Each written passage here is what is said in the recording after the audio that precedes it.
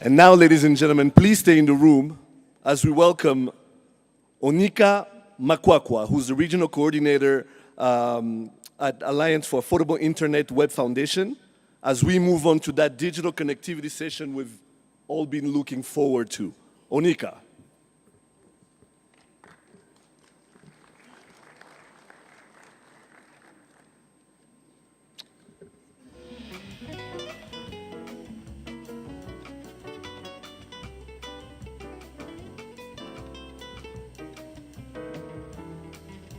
Please, ladies and gentlemen, another hand of applause for Onika as she gets on stage. Onika, the floor is yours. Thank you. Good afternoon, ladies and gentlemen. Welcome and thank you for joining us for this session on digital connectivity, an enabler and a foundation. Thanks also to Transform Africa Economic Forum for inviting me and for putting together this amazing panel to share and discuss both challenges and opportunities in harnessing the benefits of this new digital revolution for faster economic growth and the role that we can all play in this smart continental free trade area. My name is Onika Makwakwa, as it has been mentioned, and I'm the Africa Regional Coordinator for the Alliance for Affordable Internet, a digital inclusion initiative at the World Wide Web Foundation. I'm pleased to be here. I would like to invite the panel for this morning to join me. First, we have Atef Helmi, Senior Director at Orange, Middle East Region. Amrote Abdallah, General Manager at Microsoft for Africa. Sherif Antigu, General Manager, Guinea Post and Telecommunications Authority Regulator. Rob Shooter, Group President and CEO at MTN. While building across, do I have a chair? Sorry. While building cross-border infrastructure is still capital intensive and takes a long time, the existing mobile telecom infrastructure, fiber optic networks, as well as satellite provides market connectivity immediately. We are experiencing a rapid growth of mobile usage in Africa with 80% mobile penetration and about 25% internet users penetration, against 99% and 47% respectively at the global level. Today's session title frames a conversation that is critical to all of us here. As the digital revolution hurdles ahead, how can we ensure that it is both an enabler and a foundation for the transformation that is inclusive for everyone in Africa? With that, I am looking forward to hearing the perspectives and insights and solutions as well that can be provided by this incredible assembly of panelists who are in the trenches of getting Africa connected here today. I'm going to take my seat and have a conversation with them, which I hope later on you will start thinking about how you wish to engage with them as well, so that this is both directions. Thank you.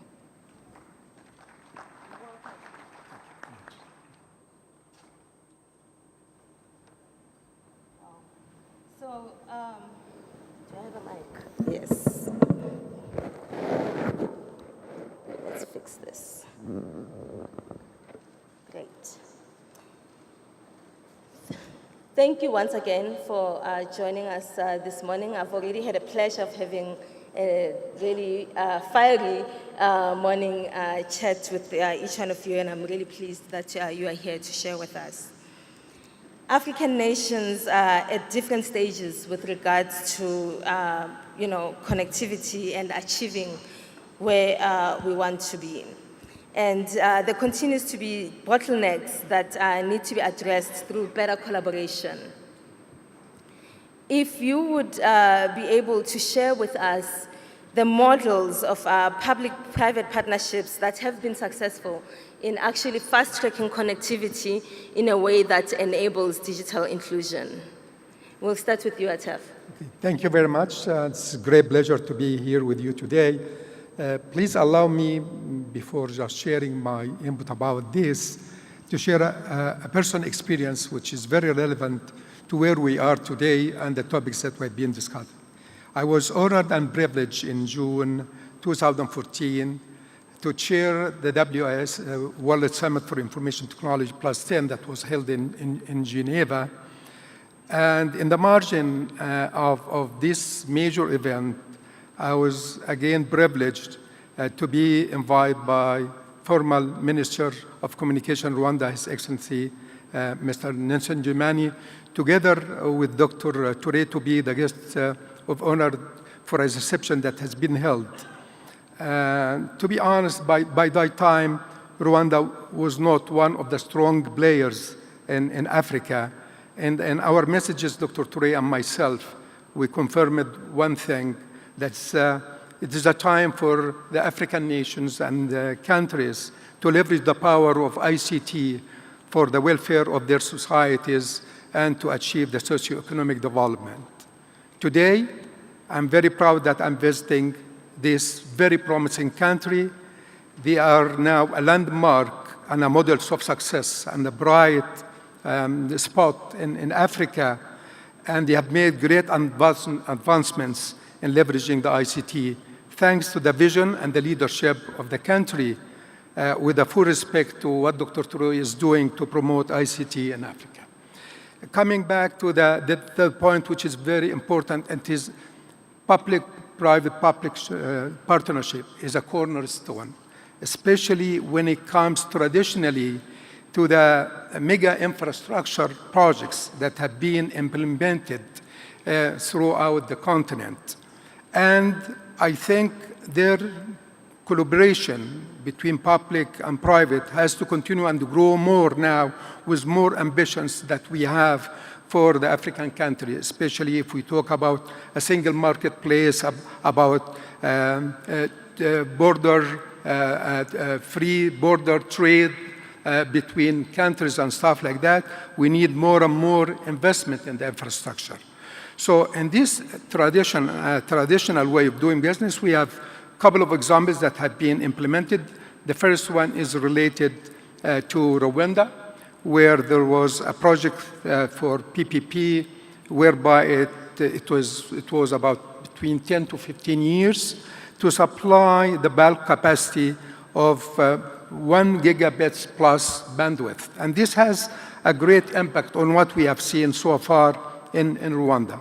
The second success story coming from Republic of Congo, where there is another triple P projects with a more concession for 25 years to build the backbone in the country and to supply links at national and cross-border links as well. When it comes to the company that I'm representing today, Orange, we have very strong commitment to Africa, where we invest every year around $1 billion in infrastructure like fiber optics, 3G and 4G network, expanding services to rural and ultra-rural areas, and for data centers and services as well. As I mentioned in the beginning, the triple P projects were concentrating only on infrastructure, but now it is more importantly that private investment and public-private partnership should focus on digital inclusion services. Now, it is more important to focus on the usage.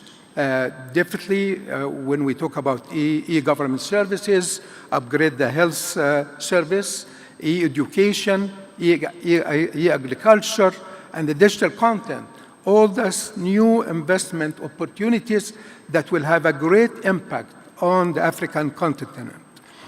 If we are talking about the usage, which is very important, there is another area which is much more important, which is the development of the digital skills of our young generations in the African continent, which represent a major really element when it comes to growing the digital economy. And definitely encouraging innovation, entrepreneurship is becoming of prime importance as well. Great. Thank you for that intervention. So what I'm hearing is that it's not just the infrastructure, but also some of the demand side issues that come with being able to say and be proudly, that we are proudly connected. If you could share with us, from the perspective of the work that you are doing, how you are able to leverage these public-private partnerships in a way that sort of goes beyond the big infrastructure projects, right? Where we are able to bring connectivity to your average African, I want to say average African just to be provocative, because the reality of it is that the people in the rural areas, the people in the village, women, are the ones who are still left out of this opportunity. So what is different in the kind of public-private partnership that Microsoft is spearheading in that? Thank you. So I think maybe just to pick up from where His Excellency the President started, which is that for us to have the economic integration, that we first need to start with the technological integration. And for us to actually be able to do that, you have to start with policy integration. That's the first piece. So even as we're talking about some of the new technological advancements, the policy integration that we need to do today, if we look at across the 16 economic zones that we have, if we're looking at some of the new technologies that are coming up and about, I talk specifically around cloud policies that we have. How do we get to that stage where we're now talking about last mile access? And so for a lot of the work that we have done at Microsoft, and I'll give specific examples, over the last 5 years, we have brought on board about 500,000 SMEs online. With our TV White Spaces project, we have launched in 16 of them across 5 countries. There's a lot of them that is embedded very much at the heart of the partnership, the willingness, but also the avant-garde thinking that we have in some countries. Now, is it enough for us to be able to solve some of the last mile questions that we have? And it's difficult to comment sitting between MTN and Orange, but the ROI for driving rural connectivity, the dollars are still not making sense. So we need to collaboratively, both public and also public and private, really start thinking around how do we think about new delivery methods. Some of the startups and innovators that we have had a pleasure to work with have ranged from agriculture to fintech, and I know there's a lot of reference and mentions around financial services, to health. How do we think about smart delivery, new business models that allows a startup and entrepreneur to make money, while telcos, private service providers can also monetize on some of these opportunities? So I think there's a lot for us to explore and do, and happy to share more in detail as we go along. Great, thank you. Before we move on to Sherif, if I could ask the technical team, we have a really bad echo here. I'm not sure if it's affecting any of you from hearing each other. So perhaps if those mics could be switched off, that might help. Thank you. Sherif? Thank you, Onika. I think I'm going to give you guys some more echo because I'm going to speak in French. So, je voudrais dire merci pour la question. Je voudrais parler un peu du partenaire public-privé, l'exemple que nous avons au niveau de la Guinée. C'est vrai que, comme l'a dit mon collègue, c'est l'une des meilleures approches pour pouvoir non seulement financer les infrastructures, mais aussi développer le secteur. Mais ce qu'il faut retenir, c'est que le partenaire public-privé, ce qui fait le succès du partenaire public-privé, c'est la touche privée qui vient s'ajouter à la gestion de l'État.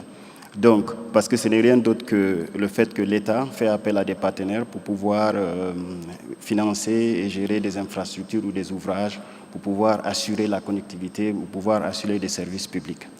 Le cas au niveau de la Guinée, on a beaucoup de partenaires, beaucoup d'exemples, surtout dans le secteur minier, mais dans le secteur des télécommunications, c'était surtout pour le raccordement de la Guinée au réseau de câbles ACE, Africa Cable Europe.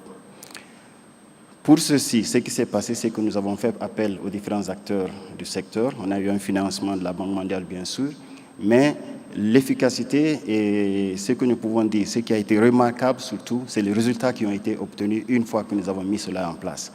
Pour que ça soit mis en place, il faudrait d'abord voir le cadre légal et réglementaire, parce qu'il faudrait mettre les investisseurs en confiance pour pouvoir sécuriser leur investissement, ce qui fut fait. L'État a créé une structure avec les opérateurs, les différents acteurs, une structure, une société anonyme qui a une gestion privée et qui est aussi à des contrôles. Ce qui nous a permis, l'État s'est retiré complètement là-dessus et a laissé la gestion à cette entité pour pouvoir obtenir l'objectif atteint. Si nous regardons depuis le success story, parce que si vous faites un partenariat public-privé qui n'a pas un impact social et économique, ça n'a pas de sens. L'impact socio-économique, vous avez déjà que lorsque on a été raccordé au câble sous-marin, nous pouvons voir que le taux de pénétration a augmenté. On a quitté de 8 à 20%. Cela a été dû à la demande en capacité Internet que les gens ont voulu. Avant l'arrivée du câble, on était à moins de 50 mégabits par seconde et aujourd'hui, on se retrouve entre les 18 et 19 gigabits par seconde. Cette demande est là. Mais comme l'a dit mon collègue, il ne suffit pas seulement de faire les infrastructures. Il faudrait aussi créer des content, local content. Donc, il faut non seulement voir qu'est-ce qu'il faut faire. L'infrastructure est arrivée. Il faudrait arriver au niveau des zones rurales, on est au niveau des zones urbaines, mais ça permettra aussi de développer le backbone que nous sommes en train de faire actuellement et d'atteindre l'objectif d'interconnecter la Guinée avec les autres pays limitrophes. Nous avons la chance aujourd'hui que la Guinée partage les frontières entre 6 autres pays de l'Afrique de l'Ouest. C'est pour cela d'ailleurs dans l'Alliance Smart Africa, nous avons pour objectif l'interconnectivité de la sous-région. Et donc je pense que cela va être fait bientôt, dès la mise en service du backbone national. Donc vous voyez que le PPP, le partenariat public-privé, permet non seulement de développer les infrastructures, avoir un impact positif au niveau de la population, mais aussi assurer la connectivité. Et pour cela, les 3 ingrédients que je viens de dire, à savoir la politique, l'économie et la mise en œuvre, sont nécessaires pour pouvoir avoir un success story. Great. Yes, absolutely. Implementation. I think we know all too well that we are really good at coming up with beautiful policies, but implementation sometimes tends to be where our challenges are. Rob, do you have anything to add to that? Yeah, maybe just a few quick comments. For MTN, if we look across our subscriber base, we have about 220 million subscribers, and only about 70 are currently connected to the internet. We really would like to move that to 2/3 over the next few years. So that means we need to bring another 100 million people, or roughly, onto our network. So it's a big challenge. And what we've discovered with the customers who've come onto the network over the last few years is that people in our markets are youthful, they're smart, they're resourceful, and when the coverage is there and the handsets are there, the adoption is quite quick. So much as we want to move away from infrastructure, there's not much you can do if there's no network. So for us, rural data coverage is one of the most important objectives. It is actually one of the few industries where if you build it, they do come. And there is so much information on the internet that it is really a magnet for people and a great driver of growth, as we know, in our markets. I think a very good example of public-private partnership was our colleagues in MTN Ghana. So they worked with local communities and vendors and the Ghana Investment Fund and basically came up with very low-cost rural coverage solutions on a revenue share with the equipment providers, secured and maintained by the local community, and then with the Ghanaian Investment Fund arranging a lot of the connectivity, the bandwidth, the approvals to erect the sites, etc. This has been a very good success story for us. And we really think that, we say at MTN that not one of us is as smart as all of us. And the scale of the challenge we've got, we really are going to have to work together in innovative ways and, progressive, positive, with a can-do spirit. And I think we can make a big difference over the next few years. Great. As I'm going to move on, and I want to start with you again, Rob, for this next question. But before I do that, I'm going to reach out to our audience and say that if any of you has an example of a PPP that you would like to share with us that is cross-border, we are trying to have the common market, right? Please get ready to share that with us, because I think it's really important to begin to expand some of what's happening within our borders nationally to looking at how this PPP would shape out across borders within the continent. So, Rob, the recent dynamics in the disruption of telcos, telco-driven mobile transfers, is, just something that we are all sort of dealing with, but how can the telcos further refine their offerings to really support what we are trying to achieve here, and that is the cross-border movement of activity, money, goods, transfers? I think mobile money is just one of the most exciting aspects of the industry today. And I think it's important to realize that what we're really doing is that we built a system over many years for customers to buy prepaid airtime, prepaid data, very deep informal distribution network. And we are really repurposing that to bring them into the world of transactional banking, so they can easily and simply store cash, make payments, and be connected to the world. And I think we are well through the first phase of that.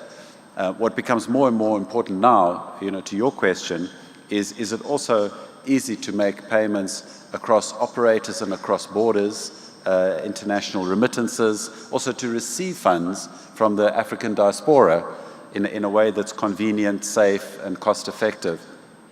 So because MTN, we implemented mobile money across 14 of our markets, we already had to do a lot of interconnection of our own operations. We see it as a very manual process. It's often done one country to one country. And so I think it's very important as a community of operators and banks and governments and businesses, we need to find a much simpler way to build the points of interconnection. I think this is really, really important. And we're working hard on that at the moment, and I think we have some exciting news to announce on that over the next few months. Is that possible when we still seem to be struggling with roaming, for example? So can we really imagine that interoperability across borders on the mobile transfer side when we're still really negotiating and not quite getting to the smooth operation of being able to drive 30 minutes across the South African border and still be connected to my service? I think so. We already have a lot of what we call remittance corridors open today, cross-operator. So I know I was in Uganda recently in the call center, and there's a customer calling in because they'd been sent money from M-Pesa customer in Kenya. So that is a corridor that's been opened. Many similar corridors are open. They do work. It's just a very manual process, and it's quite inefficient if you try and do it every time between two operators. So I think it's very possible, and I think we will make good progress in the future. I fully agree with Rob, but again, I would like to refer to what has been covered today in the introductory speech about what is the new era for Africa. The new era is to have the digital marketplace and to have the cross-border trade. And definitely mobile money is one very strong component on achieving this vision and implementing it in the right way. However, there are a lot to add to be able to achieve this. There is the digital identity that has to be placed for secure transaction. There is the regulatory agreements between the countries, and there are a lot of other things. However, to confirm the importance of the next era of having a digital marketplace for Africa and the impact on the economy and the impact on the citizen, let us just share the example that we all know about Alibaba. To the extent that Harvard Business Schools says that what Alibaba has done for the Chinese economy and to the support for the SMEs and to ease the trade for the Chinese citizen was not by any means done in the history before through governments, policies, banks, and other organizations. So I think having this example in place, we can put the actual implementation steps. And if there is a will, there is a way always. We as technology people and as business people, and sometimes involved in the negotiation with the government authorities, we have to put the framework that will allow really the usage of all these services and with the leverage of the success that we have in mobile money in the African continent as well. So if we are to achieve this single digital market, what are the opportunities? What are the bottlenecks? What is it that we need to do? Do we need, so that we're not waiting for another 30 years for that to happen? You want to take it? Any one of you, please take it. For you. Okay. Ladies first. Look, I think there are a couple of things that we haven't talked about. One is we need to start creating the ecosystem, right? It's all nice to all of us have affordable phones, smart or other, and we can all talk all day, but at the end of the day, it's also what kind of content are we consuming, right? And there's a big push to get more and more people to develop, become developers, etc. But if you're developing, a dancing elephant as an application, it really means nothing. So how do we actually start building the right capabilities, the right skills to actually go to address the right issues that we have in Africa? So first is around the skills, but more importantly, it's around the ecosystem. How do we actually develop this for ourselves? I think there was a mention earlier, which is that, a lot of the content that we consume today, as it relates to smart technologies, is built and developed outside. How do we make that our own? So I think it's us creating the enabling environment, having the right policies to be able to do that. The second one is around coming to SMEs and small businesses. Look, if today a large portion of our employers are actually the SMEs, how do we actually make access to this digital marketplace affordable, right? With the right infrastructure, with the right skills, with the right fees.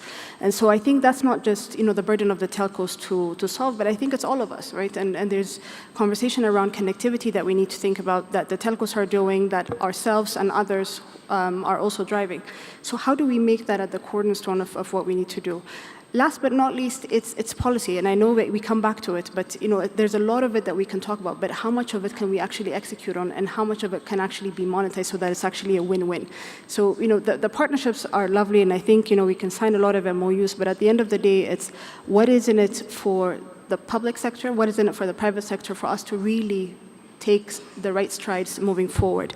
The example of India, I think, is an interesting one. Looking at Jio as a network, as they established, and bringing in 100 million users online in 6 months is remarkable. Now, granted that it's a lot easier in one country and one regulation with over 1 billion people to connect is easier. But with the fragmented community and countries that we have, how do we actually make that a reality, right? So that we're not waiting for the bricks and mortars to be in place for us to be able to advance this. So Amrote, if there is one particular policy, and there obviously isn't just one, but one thing that you would recommend from a policy point of view of how do we get to a point where we can mainstream this kind of digitization, which sector of policy would you land on? I think I'm going to refer to my colleague from the regulator on the hot seat. Yeah, thank you. Mais je voudrais dire que ça, ce sera un peu difficile parce que, comme elle l'a dit tout à l'heure, ma collègue l'a dit, au niveau de l'Inde, au niveau de la Chine, il n'y a pas beaucoup de difficultés. C'est un seul continent, c'est un seul peuple. Donc c'est une seule décision qui est prise et qui est mise en place, donc une seule politique qui est là. Le cadre légal et réglementaire au niveau des continents africains, c'est plusieurs. Il y a 5 ans, il y a combien de pays? 54 ou 56 pays. Donc c'est difficile de cela, mais il faudrait utiliser, comme nous avons au niveau des différentes sous-régions, des organisations au niveau des sous-régions qui peuvent harmoniser le cadre légal et réglementaire pour pouvoir intégrer cela dans l'objectif que nous voulons.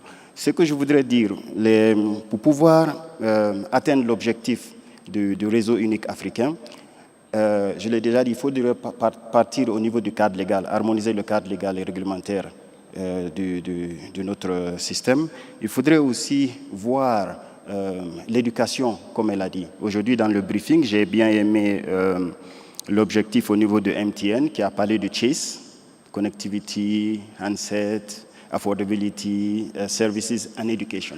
L'éducation aussi est qui? Il ne faudrait pas seulement développer les infrastructures, mais aussi il faudrait faire la formation et le renforcement de capacités au niveau de notre population. Il faudrait aussi voir le développement des infrastructures, mais faire un investissement intelligent. Parce que si nous voulons interconnecter les autres pays, par exemple les pays qui ont accès à la mer et les pays qui n'ont pas accès à la mer, il faudrait faire une coopération, une collaboration entre les différents pays pour que l'investissement que nous sommes en train de faire dans notre pays puisse favoriser nos voisins. Donc pour que l'interconnectivité soit là. Parce qu'une fois que nous arrivons à faire cela, nous pouvons aussi développer les points d'échange Internet. Comme on a dit, pourquoi le trafic doit aller dehors? Pourquoi ne pas domestiquer le trafic chez nous? Cela permettra de réduire les coûts.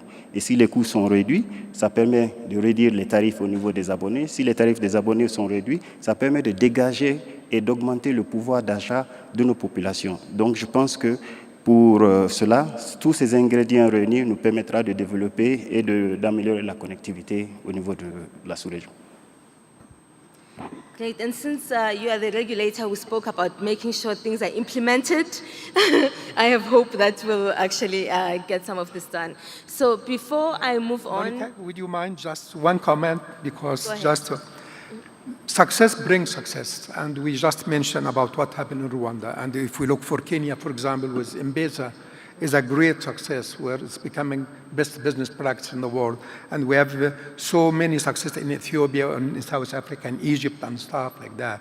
So now for the one issue that if we really were serious about growing the economy and having this digital marketplace, we can start not definitely with the 54 countries in Africa, but if we can have just bilateral trade agreements between 2 or 3 countries, to a country, and then we can add, I think this would represent a successful model. So the one thing that I would require, if possible, and will make a big difference, is to remove the barrier of the cross-border, okay, especially in infrastructure, connectivity, and digital content. This does not need a lot of work, but it is simple collaboration between the stakeholders, regulatory frameworks, telecom operators, technology providers, and we can just build on this success. Okay. I really want to make sure we get to some of your questions.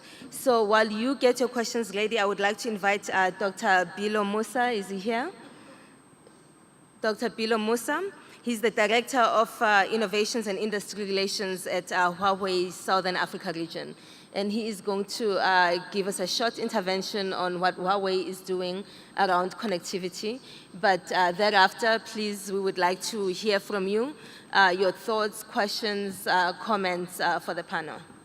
Well, thank you very much, Madam Moderator, and good morning, ladies and gentlemen, and distinguished guests. I'm Bello Musa with Huawei Southern Africa in charge of innovations. Yes, today, without any doubt, our continent, Africa, is progressing towards greater connectivity.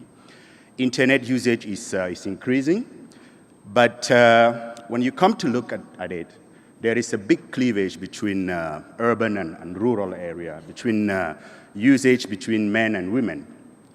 Around the world, it is estimated around more than 700 million population are not yet covered. And around 30% of this population is in Africa. 21% of African population or area are not covered. Well, there are numerous challenges to this, one of which is eventually the cost, notwithstanding the improvement of the existing infrastructure. Also, the problem of power availability, energy availability is another problem. We think that the way to face these numerous and complex challenges is to come up with creative and reliable and scalable solutions for Africa. I'm very proud with the work that we are doing in Huawei. We developed some solution that we call Rural Star. My colleagues from the operators will agree with me that the cost of deploying a network in the rural area is mainly on the infrastructure, the towers that we use, the transmission that we use. We have to use either satellites. We have to build big towers that will support our radio.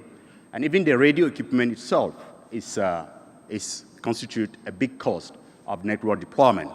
So just imagine if we can find a solution that will simplify all these elements of network for a specific environment or specific scenario, which is a rural connectivity. So that's what we have done in Huawei. We try to find alternatives of the transmission. Instead of using satellite or expensive microwave, we rely on an existing coverage or existing spectrum, which is LTE spectrum. We can use the LTE spectrum to relay the communication between a mother tower to a small tower. Well, as I mentioned earlier, one of the challenges for Africa is power. We don't have access to power grid. Now, if we can use solar energy, it's available 24/7, 360 days a year. We can power our stations. So that's what we have done. We use solar power, 5 to 6 panels per site. Instead of using big tower, we can use poles. Even wooden poles can make it. And then we simplify all the redundant element for the radio access technology. And it's working. We have had a lot of examples around the world. In Africa, for instance, in Ghana, we deploy such solution. We call it wood, magic wood.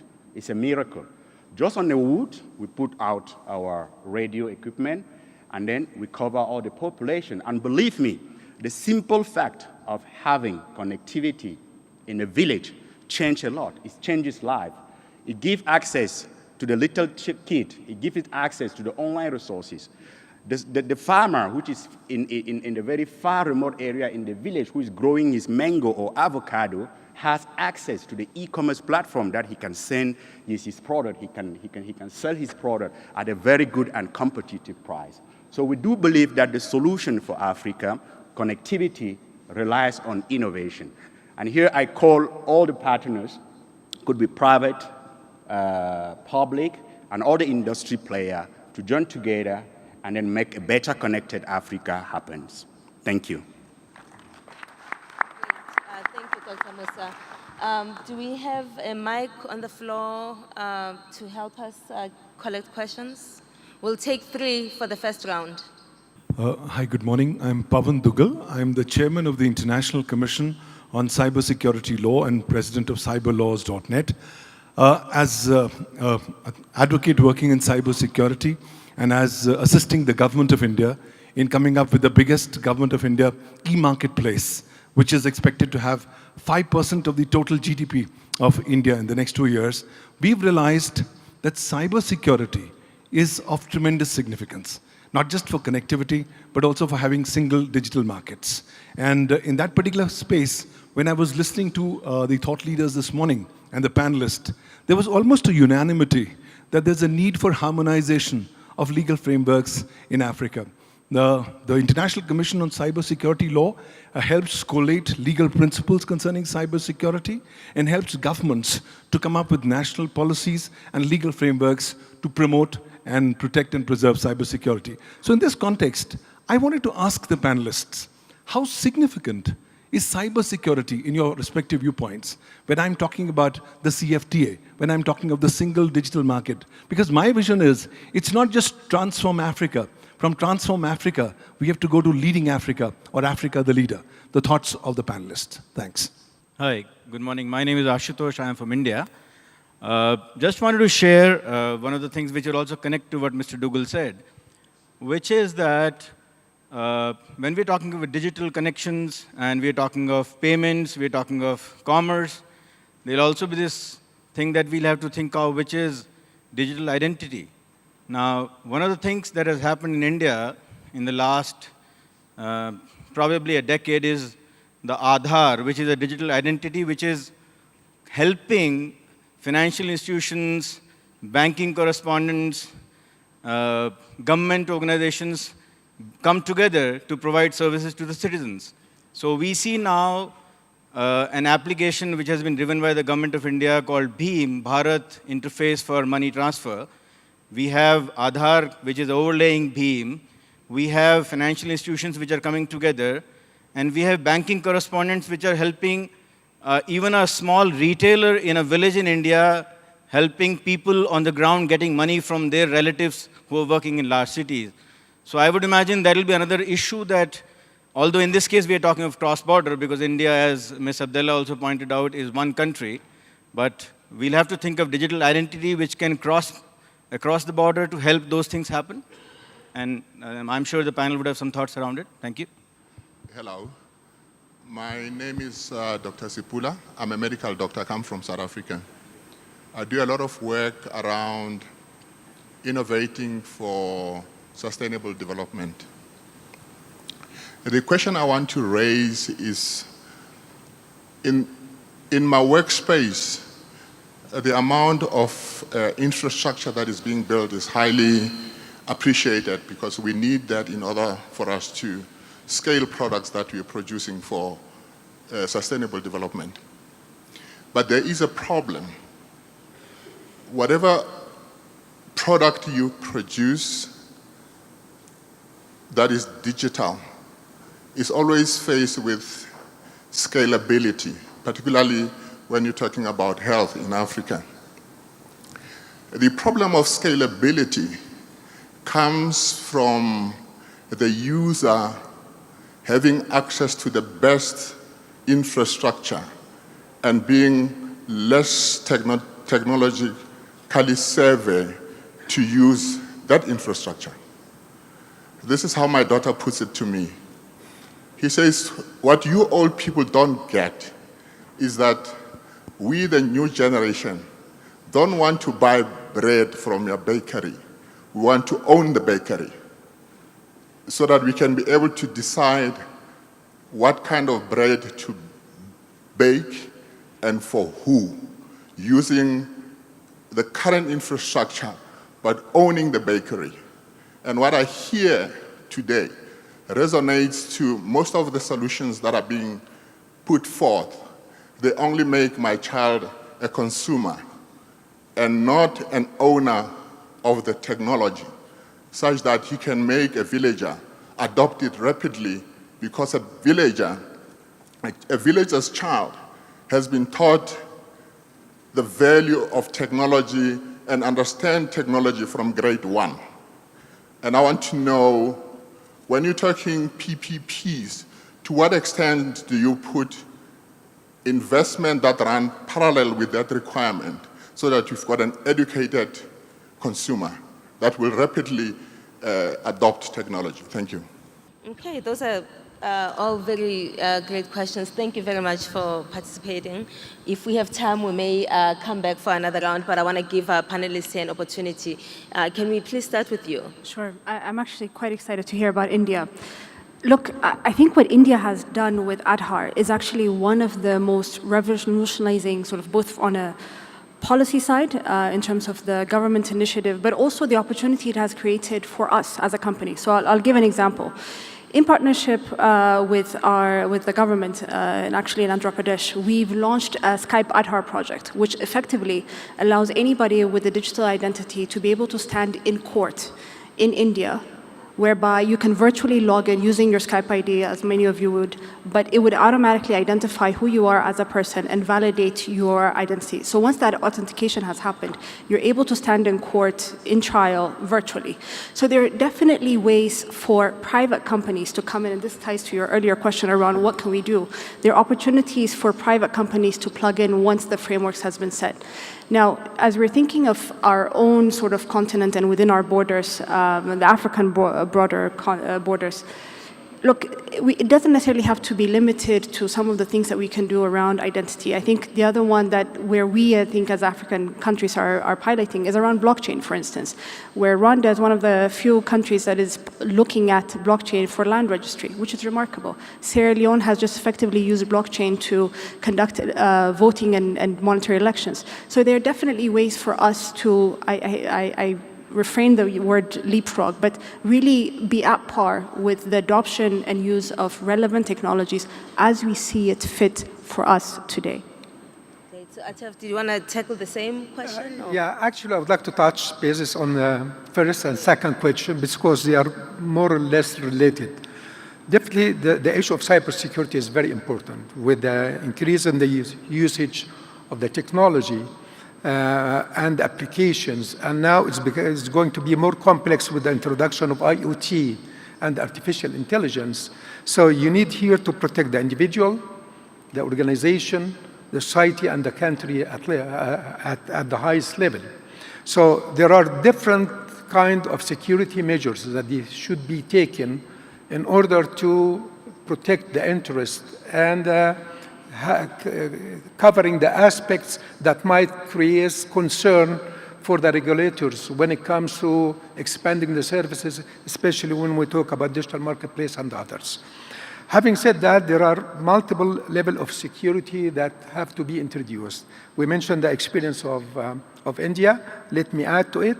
Now, as mobile operators, Orange has came with what we call the digital identity to make sure that any transactions on the internet has to be trusted, authorized in the right way.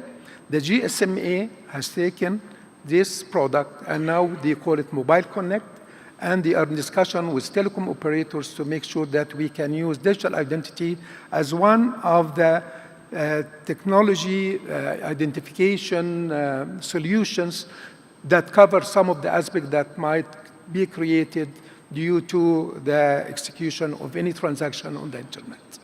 Great. Rob?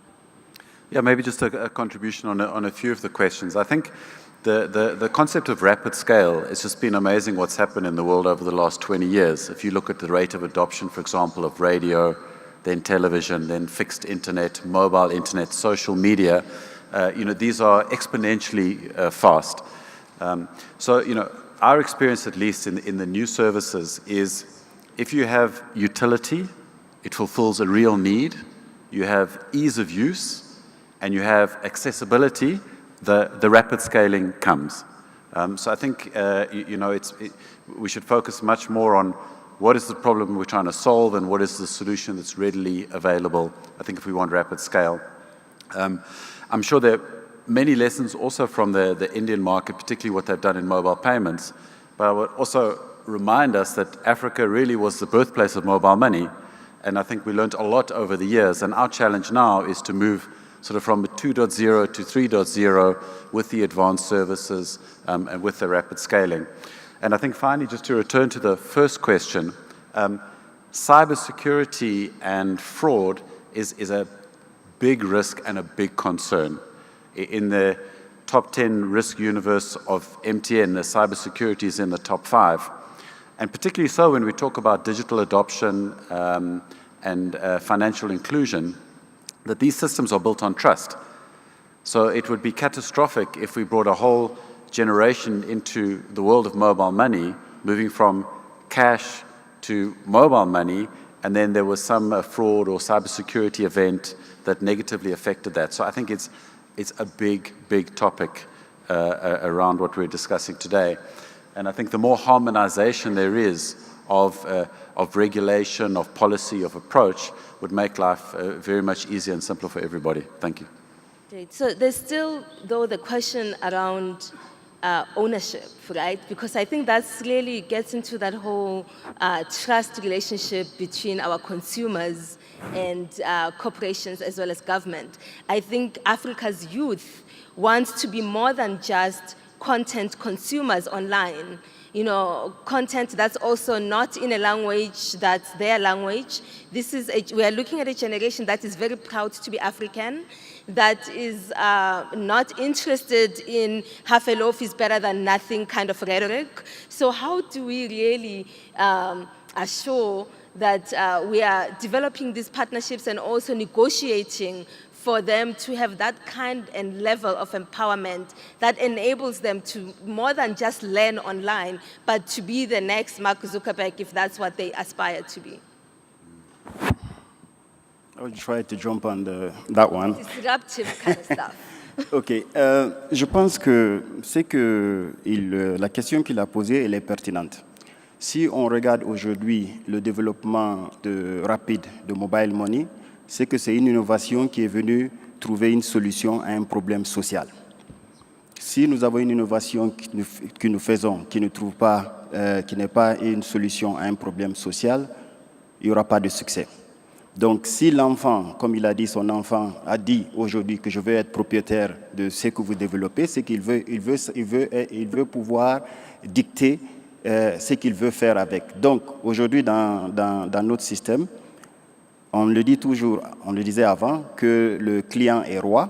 Et je pense que cette fois-ci, le client est roi et le secteur des télécoms commence déjà à comprendre cela. Les opérateurs de téléphonie mobile commencent à comprendre déjà que le client est roi. Donc il faut les écouter.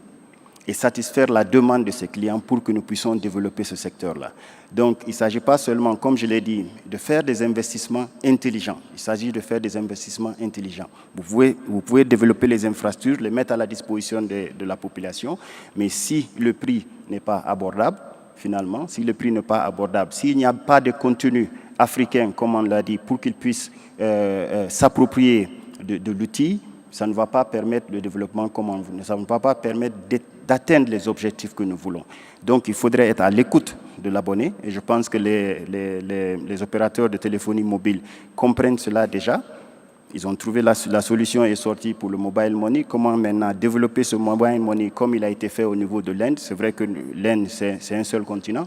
Si vous avez 20% de la population qui utilise le mobile money, vous dépassez déjà la croissance au niveau de l'Afrique. Donc, développement du contenu local à travers l'écoute des abonnés que nous avons, développement des infrastructures intelligentes qui vont permettre de réduire le coût pour la population, parce que nous avons vu à travers toutes les discussions ici aujourd'hui qu'il y a une relation positive entre investir dans les infrastructures et une croissance économique. Aujourd'hui, tous les pays que nous voyons qui ont une haute croissance économique, c'est qu'il y a eu des infrastructures qui sont abordables, qui sont là, qui sont disponibles. If I may just jump in on your question around how do we actually drive the innovation piece, and allow me to give specific example. I'll mention a company called Movas. They're out of Kenya. They've been around for the last 5 years. The way the premise, the business started is they actually started as a credit lending company in Somalia. Why Somalia? Because Somalia had a curfew set and starting at 6:30 p.m. So at 7 p.m., if you are out of phone credit, you're fresh out of luck. So these young men and women came together and created an online platform that allows you to buy online credit online and be able to repay it at a small premium. They've gone from there to actually do loans, services, savings, and now they've actually reached 13 million users across 6 countries, including Pakistan. So the scalability of the business is there because of the need. And I think it comes to the question that the gentleman asked, which is, if we can build for problems that we have, whether it's agriculture, whether it's health, whether it's education, we should be able to adopt the right technology at the right pace. And because exactly to your point that consumers today are more savvy than they've ever been. They want it at their own time, at the right price, at their own will. So we need to be able to be flexible because there's very little around the technology that will change today. There's very little that will change around the technology. It's all about the business model. So how do we create the right business model that allows us to be at par with the rest of the world? Great. Before we go, can I just get a time check in terms of how much time we have? But I'd like to get 3 more last round of questions before we get to wrap up. We have about... There's a hand there and one here. Yes, Onika, we have about 5 to 7 minutes. Okay. 3 questions, that's it. There's one here and microphone come down here. Maybe we have 2 and there's a 3rd one there. Thank you. What a great panel. My name is Magnus Conte. I am the Executive Director for the Community Health Academy with Last Mile Health. And our interest is in leveraging technology at the last mile to train community health workers to improve their access to high-quality training, but also to use e-learning platforms to train the government leaders that lead and support community health workers. So we want to use existing networks or improve networks to have that access for community health workers at the last mile. But what we see is that this challenge of developing the infrastructure to extend connectivity to the last mile is continuously being put forward as a barrier. But the question I want to pose is, why do we have MTN, the other network service providers that you have here today or not present here, building separate towers or building separate infrastructure individually across these various countries? Why don't you pool your resources together in a collaborative to ensure that you can deploy your resources, your funding that you have, your investments, to rapidly increase the connectivity across these countries to reach the last mile, thereby also bringing down the cost of connectivity.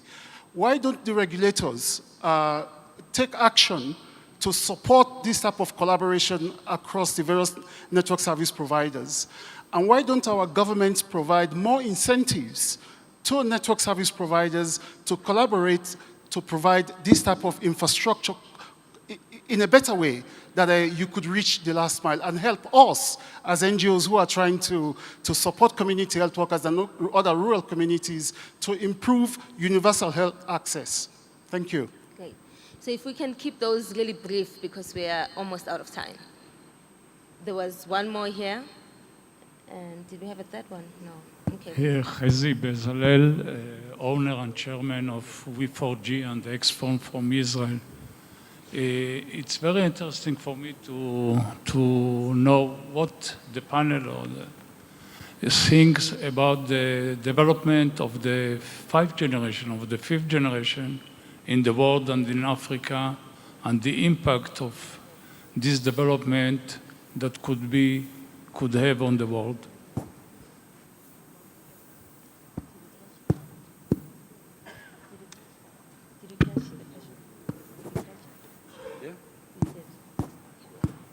I can go ahead? Okay, you ready? Did you catch the question? Yeah, 5G. That last one? Yeah. Okay, go ahead then. Well, it's, I'm always quoted as saying that I think for Africa, 3G is more exciting than 5G. It's slightly tongue-in-cheek, I guess. But, you know, we have still such opportunity to connect customers to the internet on 3G in the more peri-urban rural areas, LTE in the metros.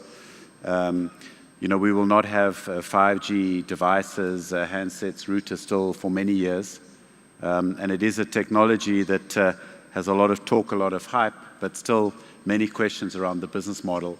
So I think we have more than enough to get on with over the next few years with the existing technologies. And just quickly to the first question, I mean, the real answer is that there is already a lot of infrastructure sharing. Many markets have tower cos. We have a lot of co-location of towers. We have a lot of sharing of transmission, of access fiber, of metro rings. We have national roaming in many of the markets. So this is alive and well, and generally the regulators and regulatory bodies are very supportive. And it's not so much a regulatory issue, and there is a lot of cooperation. Yeah, the real challenge, I think, in the deep rural areas is around deploying in a cost-effective way, getting them connected to power, getting them connected to transmission. As our colleague from Huawei said, there's many innovative solutions coming out now. Cost of technology is coming down. So, you know, we remain hopeful that we can make a meaningful step in that in the near future. So, Rob, would you say that there's also infrastructure sharing across utilities, or is it still within the telco sector that you are seeing vibrancy in? Oh, you know, the telcos need towers to install their equipment on. In many markets, tower companies took on that task. So we just become customers of tower companies that have many operators on the same infrastructure. In some markets, we share towers between the operators. This is largely what's shared. Electrification projects, aerial fiber, I mean, are you seeing a lot of that, like water, you know, collaboration with water and sanitation, where there's trenching ones and being able to coordinate that with the telcos? Is that something that's happening, or is there... I think it's early days. You know, a lot of the time, provided there's forward planning, this can all be incorporated. You know, if we put passive ducts wherever we're rolling out new infrastructure like water or electricity, then it's very easy to come afterwards and use that for telco. But no, probably there's more to be done there as well. Right, so it's about smart planning to get us to the smart Africa, right? Thank you very much. Before I let you all go, I would be remiss if I did not do this part. One, also because I noticed that we didn't get any questions from any of the women in the room, and we need to change this in technology conferences specifically. So digital inclusion in Africa, we talked and very fast, about 30% penetration. But the reality is that 70% of Africans are still offline. We are not connecting everyone. These people are excluded from having a vibrant democratic participation, whether it's through debates. Healthcare is moving towards requiring people to be connected, education as well. But most troubling is the fact that the gender-digital divide in this continent is actually getting wider. I would like for you, in your concluding remarks, to share with us what it is that you are doing in your own space around being affirmative to ensure that we are mainstreaming gender in ICTs as we are rolling out connectivity and inclusion in the region. Definitely, we all agree that one of the most important impacts of the digital economy is the social side. And when we talk about the social side, definitely all the people have the rights, especially in rural areas and ultra-rural areas, women as well, and all these kind of things. So again, we have to be innovative in the way how we can include more and more citizens, especially women, okay, and people in the remote areas in this. And let me just give you an example that's happening in Egypt about initiative that has been actually launched by the Ministry of Social Solidarity in full cooperation with the telecom operators, leveraging the power of mobile money, where there is an initiative to actually have a monthly payment for 2.3 million families in Egypt, approximately 10 million citizens, okay, through what we call takaful and karama, and to use actually to promote these services through mobile, giving them this monthly payment. And there is a whole ecosystem that's working around that, which means that we have to provide these citizens with a simple access to this service, to give them mobiles at a discounted rate, and to allow them to connect to get their money every month. So this is the kind of things, if we follow maybe some of this innovative idea with the collaboration that have social impact, this I am sure will help these people to benefit from these services as such. I think without necessarily being too provocative, look, I understand the gender element. As a woman in technology, I understand it. But we talk about women in technology without talking about girls in technology, without talking about girls in STEM. So the foundations have to be laid, right? You can't expect women to perform, incredibly well at the later stage of their profession if you don't get them early enough. So I come back to my earlier point around the education, the skills development, and being intentional about the gender inclusion and the girls' inclusion into STEM. That's number one. Two is having more and more role models. You can't become what you can't see. So there's an element of how do we get more leaders in front and sharing best practices. I think the last piece is, when you're talking about relevance of gender and technology, look, technology will go where it is relevant. And it's for us to determine where our societies are, for us to be able to provide the right services. I go to the example that we have with our project in Kenya, with Mawingo, TV White Spaces, working around the Mount Kenya, with the aim of creating 100,000 hotspots, 3 million people online. Now, that doesn't look at gender balances, but it really looks at who's around there driving what businesses, small, medium, mom and pop shops that can actually drive value from connectivity. So again, it's about relevance, it's about how we deploy it, and that will create an equitable distribution within our society. But first and foremost is getting young girls into STEM with the right encouragement and with the right ecosystem. Great. Thank you. Merci. Je dirais que pour l'inclusion des femmes au niveau de cette transformation digitale, il faudrait d'abord commencer par l'éducation. Comme Amaret vient de le dire, l'éducation dès le début.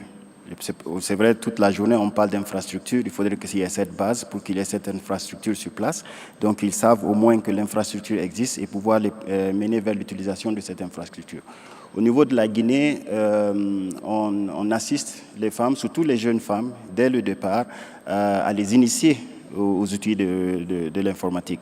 Par exemple, au niveau du régulateur, nous avons un MOU avec une ONG qui forme les jeunes filles à bas âge. Chaque année, 300 jeunes filles à bas âge, ils le font pendant 2 mois et que nous suivons après pour pouvoir évaluer quel a été l'impact au niveau de leur éducation. Mais aussi au niveau du ministère, le ministère a créé un centre qu'on appelle GovLab et qui crée des applications pour permettre l'insertion des femmes au niveau de TIC.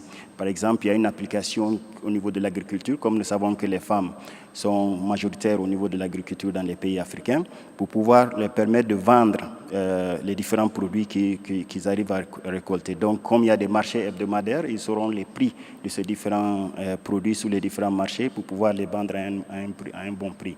Donc, il faut d'abord qu'il y ait l'infrastructure en place, continuer l'éducation au niveau de ces femmes et aussi le renforcement des capacités parce que même les femmes qui sont actuellement dans le secteur, même nous les hommes, moi je suis financier de formation, mais chaque matin quand je me lève, mon informaticien dit on a passé de 1.0 à 4.0. Donc il faut le renforcement des capacités aussi au niveau du secteur pour que ça puisse aller.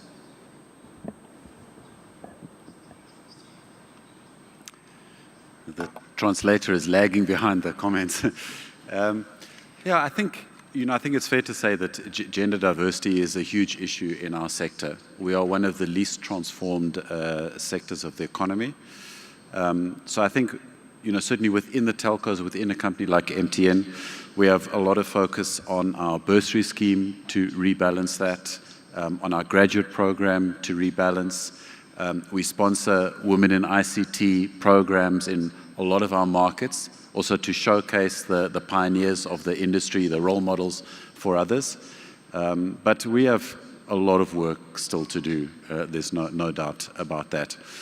I think when you look at the customer base, a lot of the gender diversity problem is lying in the rural areas, where we have a lot of women working in subsistence agriculture, not part of the mainstream economy. And so a lot of our efforts to improve rural coverage, mobile money, we run education programs for women's groups in the rural areas. I think also the promotion of payments where the breadwinner is sending money back into the rural areas, also very important to bring that into the mobile money system because it's safe, it's secure, and it can be used for specific purposes. So I don't think there's a silver bullet. I just really wanted to say we acknowledge it as an issue that just requires a tremendous amount of work over the next few years. Great. So I will leave you with a short story of why I'm this passionate about digital inclusion. There is a young boy, 11 years old. He lives in a township in South Africa, in the township called Atteridgeville. It's right next to Pretoria. Bongane gets in trouble almost every day at home because he walks more than 3 kilometers and stays out very late, which is quite dangerous and bothersome to his mother. And the reason he does this is because he walks to where he has the closest hotspot to be able to connect. And so when he was interviewed about, why is he such a troublemaker? Why can't you just get home on time? And why are you so obsessed with being online? His response basically was, when I am online, I no longer live in a shack. I'm going to repeat that. When I am online, I no longer live in a shack. That is the kind of transformation that the connectivity we are talking about is able to bring to some of our rural, poor, and marginalized communities within the continent. So I hope that you will continue these conversations amongst yourselves and realize that the PPP is not just out there in government, but hopefully one emerges out of here that begins to look at some of the issues around demand side that were raised here by all of our panelists. Thank you very much, and thank you all for joining me this morning.